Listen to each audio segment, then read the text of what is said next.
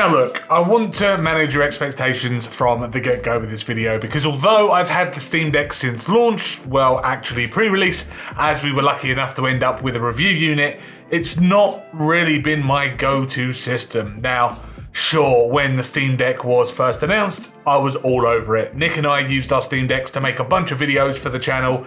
We mucked around with settings to try and get the best performance out of God of War, and we compared the speed between the SSD on the 512 gig unit and the 64 gig eMMC drive, and we even tried using the deck as a PC in gaming through a monitor and TV. But since that time, I've got to be completely honest with you, the Steam Deck for me anyway hasn't really seen much action. I mean, just look at where I use my Steam Deck.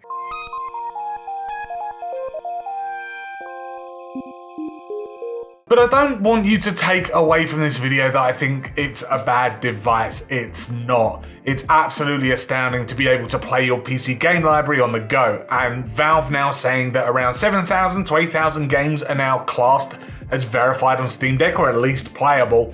I mean, that's a huge amount of games, and to be compatible with one device, that is an amazing feat. And I mean, considering at launch, I believe there were around 1,000 games, maybe well under that number, but still, with Steam being as big as it is today, it is still extremely good going. Now, Proton is definitely a great feature for the deck that has been continually supported, as well as developers now thinking about how their game is going to be played, and making their games compatible from the get-go to really capture those deck or even PC handheld users. But the Steam Deck for me is just something that has to fit into your lifestyle, and for me, long-term and outside of this YouTube channel, it really didn't. Now, let me put it this way. Surprise, surprise, YouTube isn't my full-time job. I do have a 9 to 5. After all, TechNuovo is a small channel and there's no way we can survive on that alone. So I work. But I work from home. I go into my office once a week when I drive, and I'm there working for 8 hours a day. Now, sure, there is an opportunity to play on my lunch break, but usually I'm out of the office walking or going to get food. I don't commute or use public transport, and at weekends I'm usually busy making videos for the channel like this one, or seeing friends and family. And working from home means I have access to my desktop PC sitting behind me, and this means that I can game with high refresh rates and top resolutions. I don't need to be tethered to a charger while trying to smash through something like Hogwarts Legacy.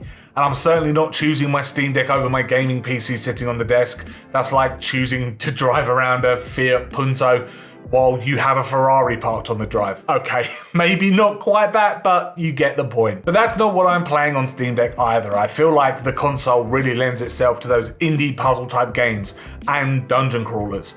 I think along the lines of Somerville or Inside, Cult of the Lamb or Little Nightmares.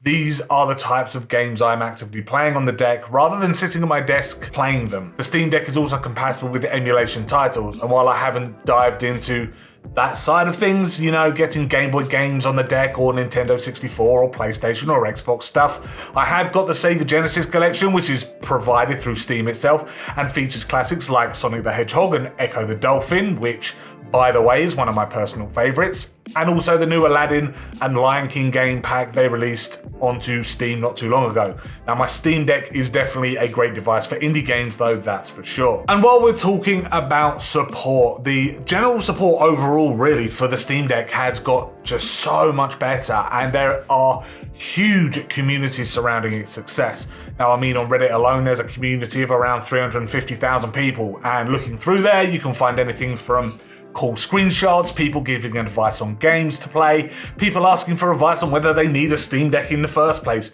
and even people making scripts to enable games to run better. And this is just absolutely fantastic to see. It's great to see that one product has just brought a huge community of people together. That doesn't usually happen very often, but with the Steam Deck, I'm just blown away by it. Jumping over to the Steam Deck news website, and you can also just see that every week, and sometimes more than that, Valve are really on top of supporting the project as software updates and firmware updates come so regularly, which is again amazing to see.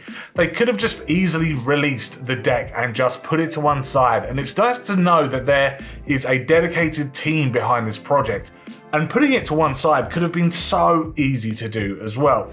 Especially with the pre-order situation and how scary that must have been for Steam trying to fulfill those pre-orders in the first place. They could have just washed their hands with it and said, well, better luck next time. But they didn't. Now, I must say though, for me and my experience, the battery life still sucks. And this is something that I have picked up in my initial review and something that I can see being a hindrance if you are truly wanting a portable experience. I mean, saying that though, the ability to adjust features within the quick access menu to stretch the battery life even further as long as possible, like being able to limit your frame rate and refresh rate, or turning on half rate shading and having manual control over your GPU clock speeds if you don't need all the power to run your game, like with indie titles for example, or turning on FSR so you're not pumping out max resolutions. Though if you're docking the device, you're not really going to need to worry about this too much, as you can keep your Steam Deck powered while it is docked, well, on certain docks anyway. So fill your boots with some max resolutions. Now, I don't do this though. I don't use my dock, though there are a large number of dongles and docks now for the Steam Deck. It's just not something that I really do myself. I kept it docked on my desk while I was testing the product and making content, but since the content has dried up a little bit on this channel, I've had really no real need. Though limiting the frame rate on certain titles could be an issue, like I have found with The Lion King, and all of a sudden, the game just started playing in slow motion and it was just really awful, and the sound it made was just ghastly. So really, just to conclude, is the Steam Deck for everyone? Now, I think you've really got to be someone who enjoys gaming on the go. If you're a commuter or work away from home and find yourself in hotels or similar, having a Steam Deck to bring with you is definitely going to be a welcome addition to the kit that you usually take with you on business trips. I mean, I'm going on holiday in a few weeks and I am definitely taking the Steam Deck with me, as I know that I'm going to be on planes for the best part of the day anyway, and also while I'm in my Airbnbs during downtime. I just don't think it's for everyone. But still, the Steam Deck is an awesome product, and one that I hope they continue to support well into the future, as it'll only get better with time. Thank you very much for checking out this roundup of my experience with the Steam Deck after a year's worth of use. If you enjoyed this video, please hit that like button, subscribe to keep up with our latest tech and gaming videos, and also let us know in the comments down below what you think about Steam Deck. Are you using one yourself? How you're using one? Let us know in the comments as well. How do you use your Steam Deck? As I say, thanks very much for watching, and we'll see you in the next video.